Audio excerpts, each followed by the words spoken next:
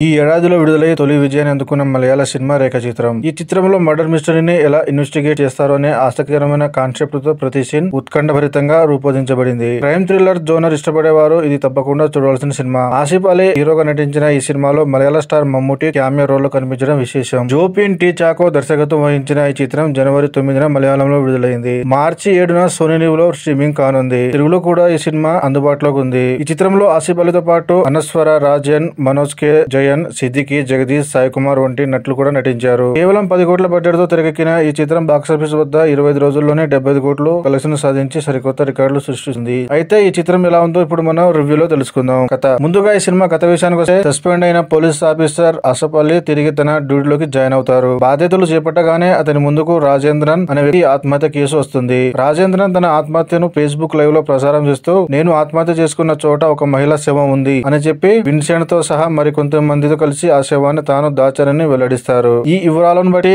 వివేక్ ఆ ప్రాంతంలో తవ్వి పరిశీలించగా నిజంగా యువతి పుర్రె ఎముకలు దొరుకుతాయి. ఈ ఘటన 80s ల దశకంలో జరిగిందని తెలుస్తుంది. ఆ తర్వాత ఏం జరిగింది, కేవలం ఈ ఆధారాలతో హీరో ఎలా ఈ కేసును పరిష్కరిస్తారు అనే విషయాలు తెలియాలంటే ఈ చిత్రం ఖచ్చితంగా సోనీ లివ్ లో చూడవలసిందే. ఎలా ఉందంటే, మర్డర్ మిస్టరీ, ఇన్వెస్టిగేషన్ థ్రిల్లర్ ఎన్నో చూసాం, కానీ వాటిలో థ్రిల్లింగ్ ఎలిమెంట్స్ ఎప్పుడు ఆసక్తిగా ఆలోచిస్తాం. అలాగే రేఖా చిత్రం కూడా అలాంటి cinema. Asif Ali case investigation మొదలు పెడుతున్నప్పుడు ప్రేక్షకులందరినీ తనతో పాటు కలిసి వచ్చేలా చేశారు. యువతికి సంబంధించిన కాలి పట్టితో మొదలైన ఈ కథ ఒక లింక్ ను పట్టుకుని ముందుకు సాగుతుంది. ఆ తర్వాత ఏమవుతుంది అనే ఆసక్తిని ప్రేక్షకుల్లో కలిగిస్తుంది. అయితే అత్యంత సంపన్నుడైన విన్సెంట్ పేరును ఆత్మహత్య చేసుకున్న రాజేంద్రన్ చెప్పినప్పుడు అతడిపై అనుమానాలు కలుగుతాయి. విన్సెంట్ ఈ హత్యలో భాగమా అంటే అది పోలీస్ ఆఫీసర్ ఆసిఫ్ అలీ ఎలా నిర్పిస్తాడో అన్నది మనల్ని చివరి వరకు కట్టిపడిస్తుంది. ఇన్వెస్టిగేషన్ ఉత్కంఠంగా సాగుతుండగా కేసుకు సంబంధించిన వివరాలు చెప్పిన వ్యక్తులు చనిపోతుండటంతో విన్సెంట్ పై అనుమానాలు మరింత పెరుగుతాయి. చివరిలో కేసును క్రైమ్ బ్రాంచ్ కు అప్పగించినప్పుడు హీరోకు దారులు మూసుకొని పోతాయి. అయినప్పటికీ ఆసిఫ్ అలీ విచారణను ఆపడు. ఈ క్రమంలో ఆసిఫ్ అలీ తెలుసుకున్న నిజాలు ప్రేక్షకులకి థ్రిల్ ఇవ్వకపోయినా ఆసక్తిని మాత్రం కలిగిస్తాయి. కథనం కాస్త నెమ్మదిగా ఉన్నట్టు కలుగుతుంది. సినిమా ముగిసిన తర్వాత మనకు ఒక